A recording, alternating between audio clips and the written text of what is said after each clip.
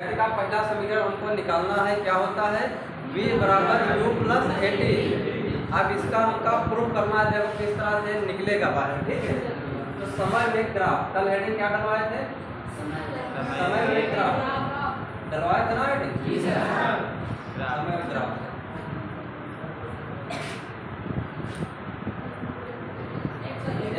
ये होता है मूल बिंदु। समझ रहे हो? इधर ये समय के लिए समय, ठीक समझ रहे हो भैया? इधर ये है वेग।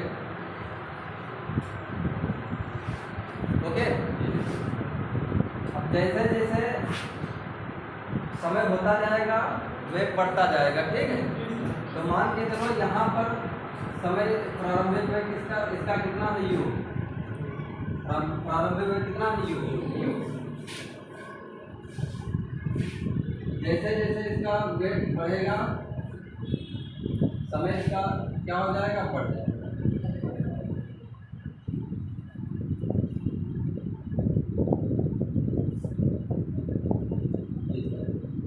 इसका यहाँ पर वेग ये पूरा कितना हो जाएगा? अंतिम वेग कितना हो जाएगा? v। प्रारंभिक वेग u होता है, अंतिम वेग v होता है। ठीक, ये इतना v है, a b c और d मान लो यहाँ पर।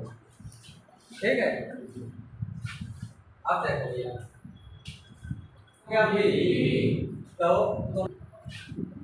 गति का प्रथम समीकरण लिखो। गति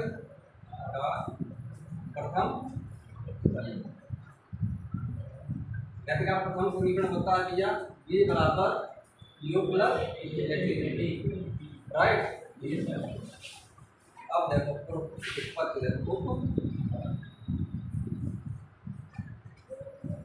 त्वरण का फार्मूला क्या होता है भैया? वेग में परिवर्तन बटा समय। वेग में परिवर्तन बटा समांतराल या समय। ठीक है, तो वेग त्वरण बराबर वेग में परिवर्तन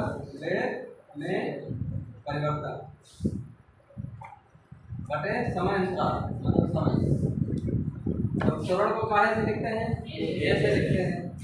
और वेग में परिवर्तन, पहले प्रारंभिक वेग u था, अब कितना हो गया? v। तो v माइनस u बटे समय कितना? 80। तो t की इधर गुणा कर देंगे तो क्या हो जाएगा? 80 बराबर v माइनस u। अब u इधर ऐड कर देंगे तो v बराबर क्या हो जाएगा? u plus 80। ये पहला गति का समीकरण आपका निकाला है।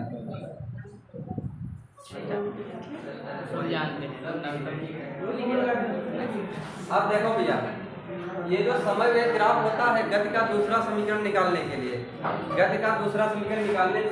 जो समय वेग ग्राफ का विस्थापन होता है ये O A B C D, ये क्या होता है? ये समय ग्राफ का विस्थापन ये क्षेत्रफल के बराबर होता है। जैसे देखो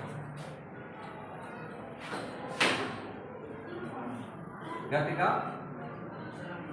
दूसरा समीकरण क्या होता है भैया? s बराबर ut प्लस हाफ स्क्वायर। यही तो होता है, s बराबर ut प्लस हाफ 80 स्क्वायर। अब इसकी उत्पत्ति देखो,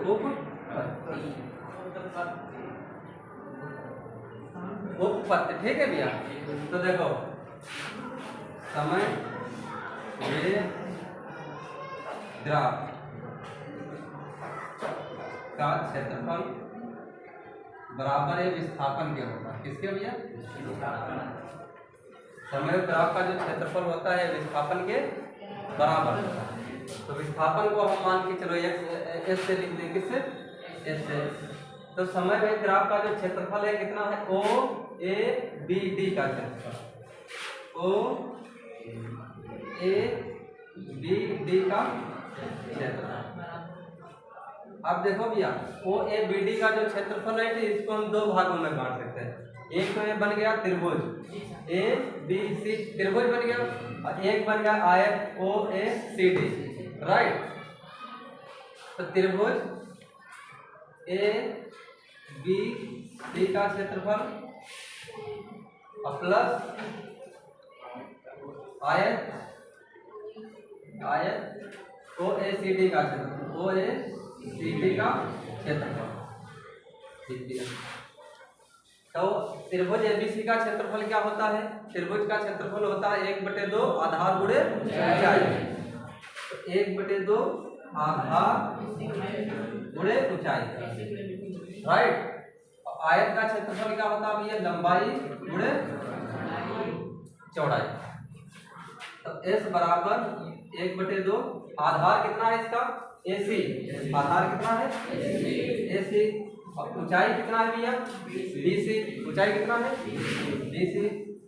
और प्लस लंबाई इसकी कितनी है? OD। और चौड़ाई इसकी कितनी है? OA। यहाँ तक कोई समस्या? S बराबर 1/2, AC का मान कितना है भैया? AC का T, जितनी ये वैल्यू होगी उतनी तो वैल्यू होगी T। अब BC की वैल्यू कितनी होगी भैया?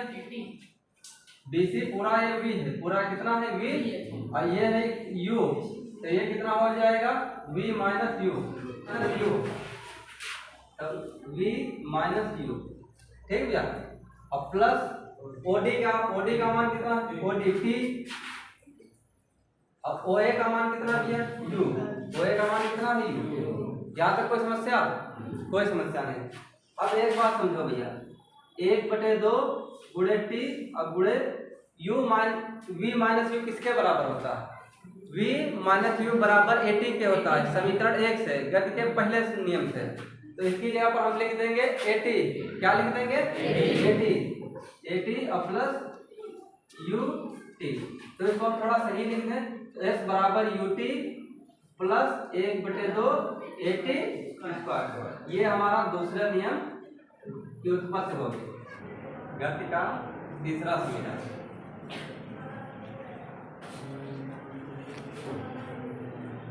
गति का तीसरा समीकरण क्या होता है भैया? V स्क्वायर बराबर U स्क्वायर प्लस 2AS, समझ रहे हो? तो V स्क्वायर बराबर U स्क्वायर प्लस 2AS, ये होता है गति का तीसरा समीकरण, ठीक है। अब देखो वही करना है जो अभी इससे पहले किए थे, उत्पत्ति। इससे पहले किए थे जो समय वे ग्राफ का जो क्षेत्रफल होता है वह विस्थापन के बराबर होता है, राइट। अभी तो बताए थे। तो विस्थापन को हम क्या लिख सकते हैं? ऐसे प्रदर्शित कर सकते हैं, कोई दिक्कत नहीं। अब जो समय में ग्राफ है इसका क्षेत्रफल, तो समय में ग्राफ के बीच कितना क्षेत्रफल? OABD का क्षेत्रफल। तो ये भैया अभी तक जो हम तोड़े थे, इससे पहले जब 2 निकाले थे तो इसको 2 भागों में तोड़ दिए थे, एक तो त्रिभुज में और दूसरा आयत में। अब इसको तोड़ेंगे नहीं, ठीक, अब डायरेक्ट निकालेंगे। समलंब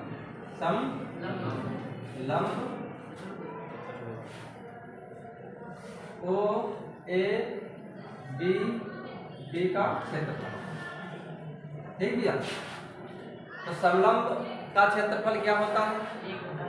1/2 समांतर भुजाओं का योग गुणे उनके बीच की दूरी।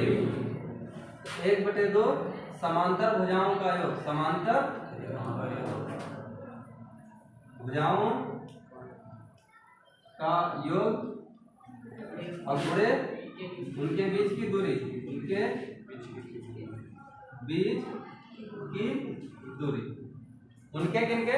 समांतर भुजाओं के बीच की दूरी, ठीक है। S बराबर 1/2। अब समांतर भुजाएं कौन कौन भैया? ये देखो OA और ये इधर पूरी BD, तो समांतर भुजाओं का योग मतलब OA प्लस BD। तो OA प्लस BD गुणे उनके बीच की दूरी कितनी है? OD, भाई यही तो दूरी है OD। S बराबर 1/2 गुणे OA की वैल्यू कितनी है? U, OA की वैल्यू कितनी है? U। अब प्लस अब BD का मान कितना? BD किसके बराबर है? यही तो है, और BD है B के बराबर, किसके? B के, तो B और गुणे OD का मान कितना है? OD है T के बराबर, वो टी किसके बराबर है? टी के बराबर। अब टी की वैल्यू समीकरण 1 से अगर निकालेंगे तो क्या निकलेगा? टी की वैल्यू समीकरण 1 से, टी की वैल्यू समीकरण 1 से मतलब गति के प्रथम समीकरण से निकालेंगे तो क्या निकलेगा? v माइनस यू बटे ए, राइट, v माइनस यू बटे ए, s बराबर 1/2 गुणे v प्लस यू गुणे v माइनस यू बटे ए। ये टी का वैल्यू निकली है और किसके गति के प्रथम समीकरण से टी की वैल्यू निकली है। तो s बराबर क्या हो जाएगा? s बराबर 1/2। अब यहाँ पर देखो v प्लस यू और v माइनस यू, एक सूत्र तो तुम सब लोग पढ़े हो कि अगर एक ब्रैकेट में प्लस लगा हो और एक ब्रैकेट में माइनस लगा तो इसका ये किसके बराबर हो जाता है? a square minus v square है। तो यहाँ पर क्या हो जाएगा भैया? ये v square minus you square बटे a बटे किसके हो जाएगा? a।